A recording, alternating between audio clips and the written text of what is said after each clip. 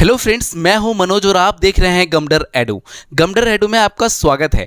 आज की इस वीडियो में हम बात करने वाले हैं पोस्ट ऑफिस की एक ऐसी स्कीम के बारे में, यानी कि इस स्कीम का नाम है मंथली इनकम स्कीम, है ना दोस्तों। आप यहां पे देख सकते हो बैंक और ये पोस्ट ऑफिस। क्या है इन दोनों में डिफरेंट? क्या ये पोस्ट ऑफिस में ही खुलवाया जाता है? इसमें जॉइंट अकाउंट क्या होता है और सिंगल अकाउंट क्या होता है दोस्तों? 2023 का ब्याज रेट क्या होने वाला है, यानी कि क्या है इसमें, है ना। पास्ट में क्या था, कितना ब्याज दर में बढ़ोतरी हुई है, ठीक है। तो प्रेजेंट की ब्याज दर जानेंगे, साथ ही साथ में इसमें ड्रॉबैक क्या है इस पोस्ट ऑफिस के जो भी स्कीम है उसके बारे में हम डिस्कस करेंगे। गरीब लोगों के लिए, यानी कि गरीब लोग इन द सेंस हम लोग जैसे मिडिल फैमिली है, इनके लिए कितना फ़ायदेमंद है और अमीर लोगों के लिए कितना फ़ायदेमंद है। क्या ये स्कीम आपके जो वृद्धा पेंशन है उससे कंपेयर किया जा सकता है? सबसे पहले बताना चाहूँगा कि यहाँ पे है बैंक और यहाँ पे है पोस्ट ऑफिस। आपके भी मन में जैसी बैंक का नाम आ रहा है तो यानी कि दिमाग में आपके लिए यही आ रहा होगा कि बैंक मतलब कि बहुत पैसा, और पोस्ट ऑफिस मतलब कि भैया कोरियर, यानी कोई हमारे सामान आएगा, हमारा सामान यहाँ से वहाँ डिलीवरी करेंगे, इसको कहते हैं कोरियर। ऐसा नहीं है दोस्तों, ठीक है। पोस्ट ऑफिस आप गांव में चले जाओ, आपको हर जगह देखने को मिलेगा। दिल्ली में हालांकि पोस्ट ऑफिस में बहुत लोग कम जाते हैं, बट आपको जाना चाहिए, वहाँ की स्कीम के बारे में जानना चाहिए। तो आज की वीडियो में बहुत ऐसे इंपॉर्टेंट स्कीम है जो कि आप देख सकते हैं, मंथली इनकम स्कीम। ये स्कीम क्या है ना, इस स्कीम के बारे में जानेंगे। तो चलिए शुरू करते हैं।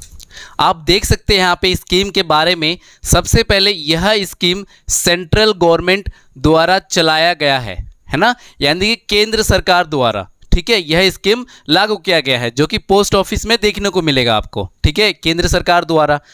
दूसरी बात कि इसमें आप एक मुश्त पैसा जमा करो और पाओ पेंशन या इनकम के रूप में एक इनकम पालो, चाहे आप उसको पेंशन कहें। तो इस हिसाब से इसमें पैसा या इनकम या पेंशन आप ले सकते हो। क्या है, आप इसमें 4,50,000 रुपये आप जमा कर सकते हो। कितना?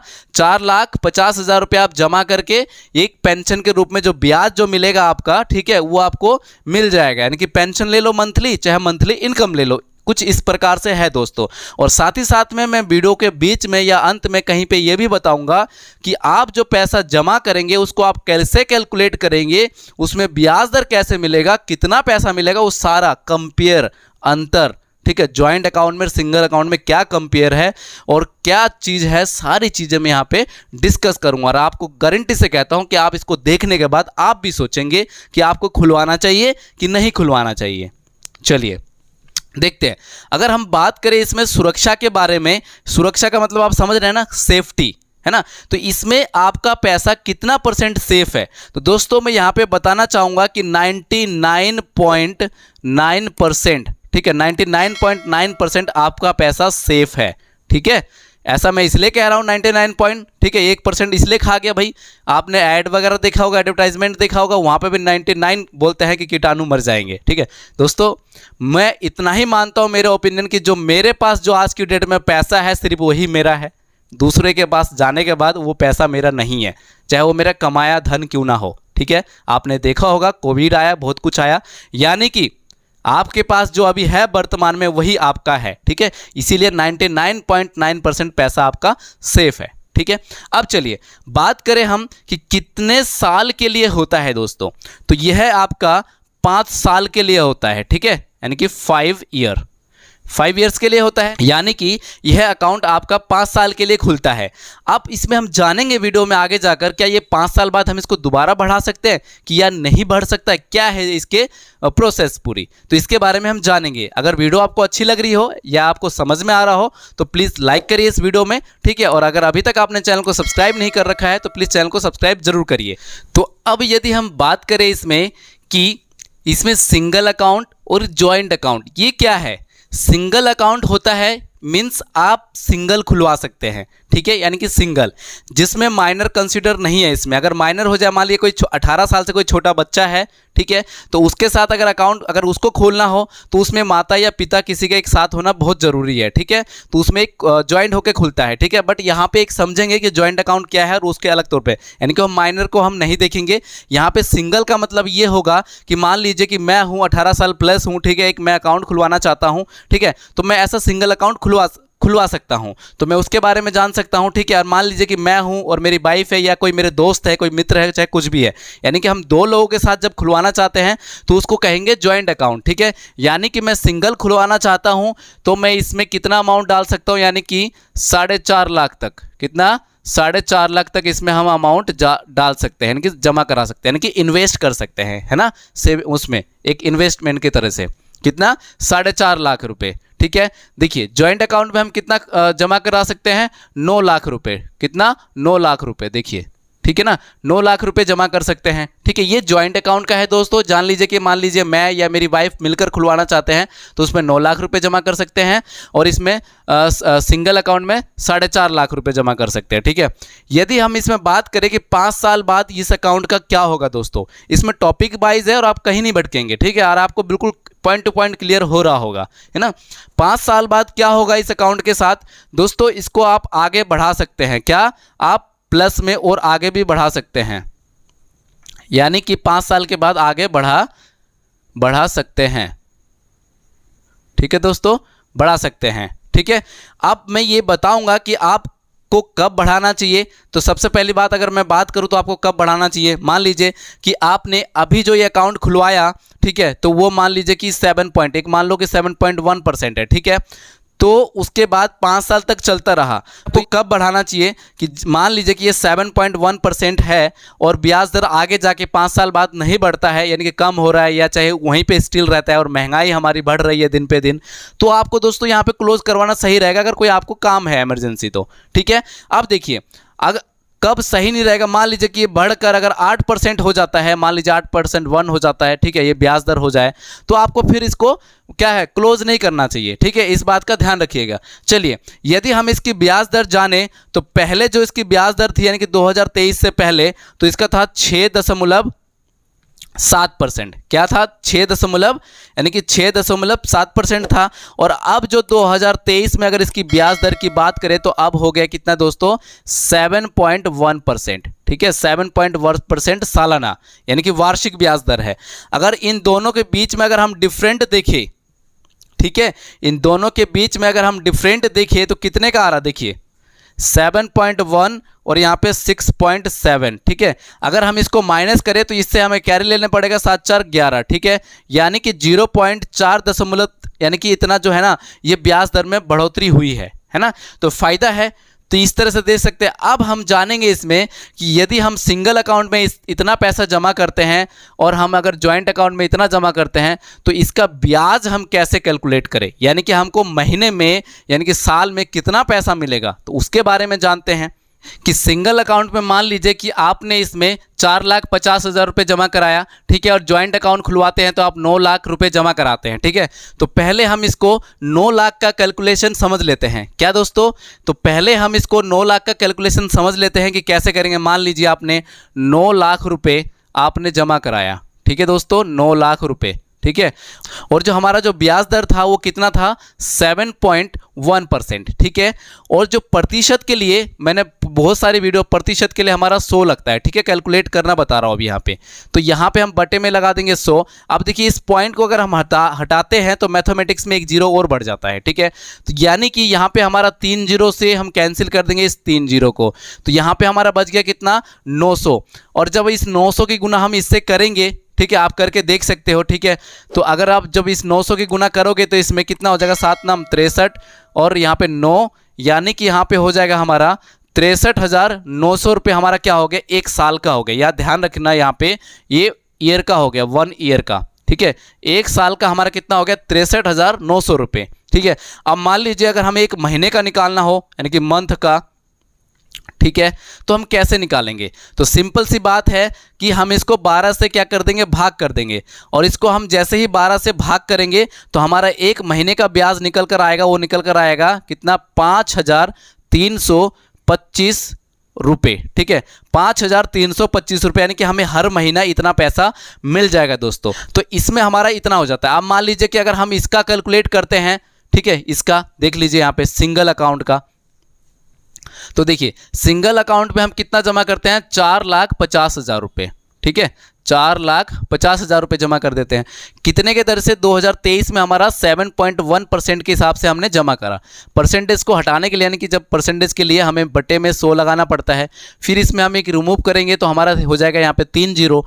देखिए 3 जीरो से 3 जीरो कैंसिल कर देंगे, और जब इसकी जब हम गुना करेंगे तो गुना करके जो आपका आएगा 31,950 रुपये, ठीक है, कितना आ जाएगा, 31,950 रुपये, यानी कि ये हमारा साल का हो गया, एक साल का, ठीक है, एक साल का आपको कितना मिलेगा, 31,950 रुपये। अब हमें अगर एक महीने का निकालना हो, ठीक है, यानी कि एक महीने का, तो हम कैसे निकालेंगे, तो इसका सीधा सा क्या करेंगे, हम 12 से इसको भाग कर देंगे, क्योंकि एक साल में हमारा 12 महीने होते हैं।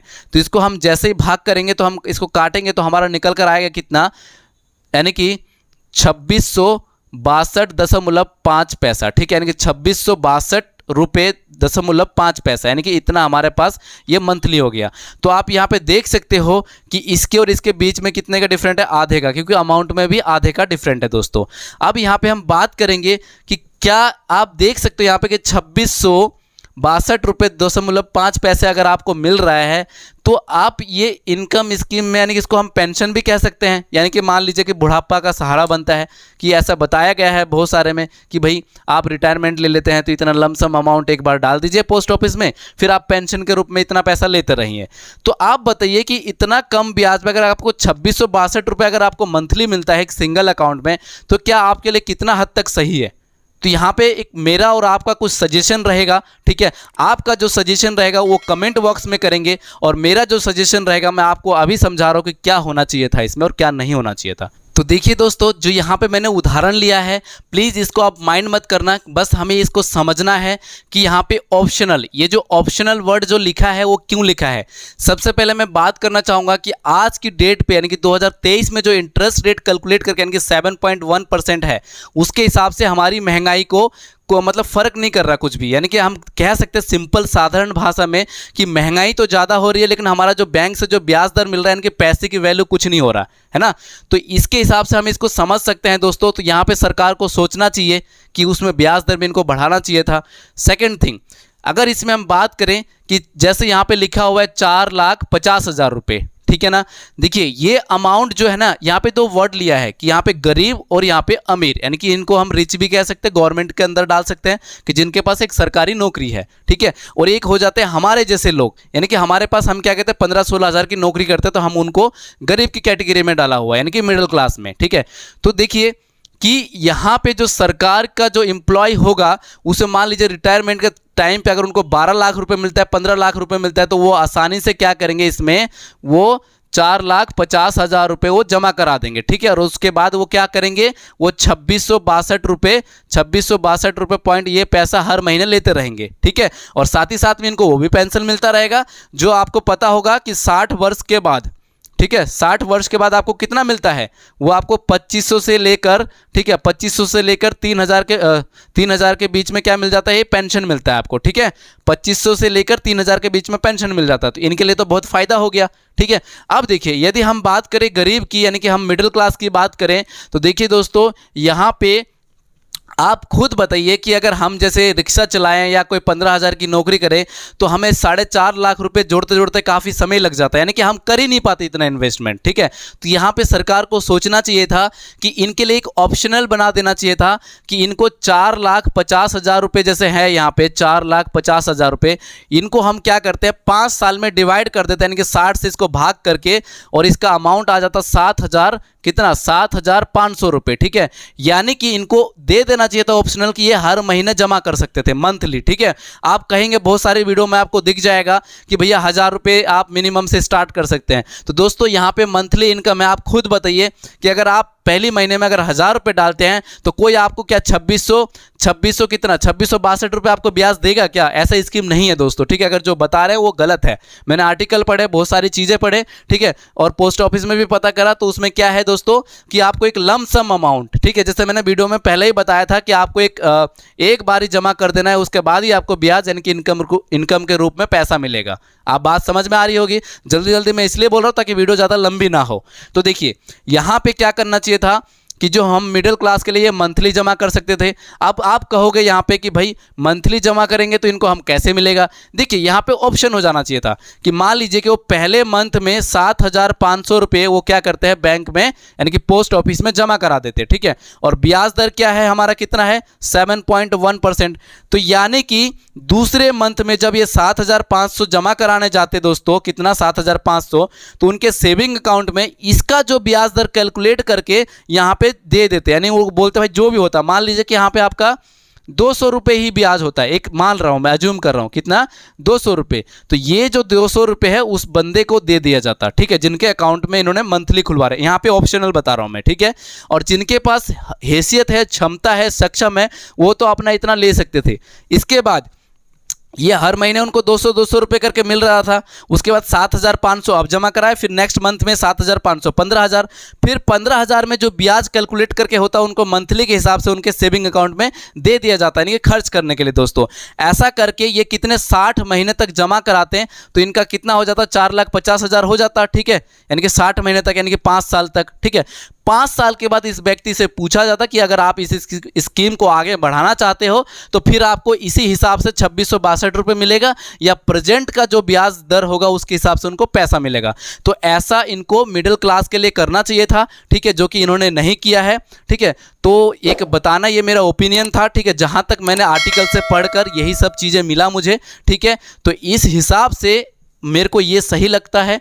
तो सरकार को सोचना चाहिए था कि इस हिसाब से ये स्कीम को बनाया जा सकता था, ठीक है। ये आगे आने वाले समय में सुधार करेंगे, ठीक है, ताकि हम गरीबों का भी भला हो सके, है ना। इससे बढ़िया तो हम आरडी अकाउंट खुलवा सकते थे, ठीक है। आरडी अकाउंट, अगर आरडी अकाउंट की भी अगर आपको वीडियो देखनी है तो मेरे जाके प्लेलिस्ट में या कहीं पे भी आप सर्च मारोगे आपको दिख जाएगा आरडी अकाउंट में, तो उसको भी आप समझ लेना। तो अब जो है ये था मेरा सजेशन, यानी कि मेरा ओपिनियन। अब आपका ओपिनियन क्या है आप कमेंट करके बताइए। आई होप यह वीडियो आपको अच्छी लगी होगी। अगर वीडियो आपको अच्छी लगी हो तो प्लीज़ वीडियो में एक लाइक कर दीजिएगा और अपने दोस्तों को भी शेयर कर दीजिए। मिलते हैं नेक्स्ट वीडियो में, तब तक के लिए जय हिंद, जय भारत।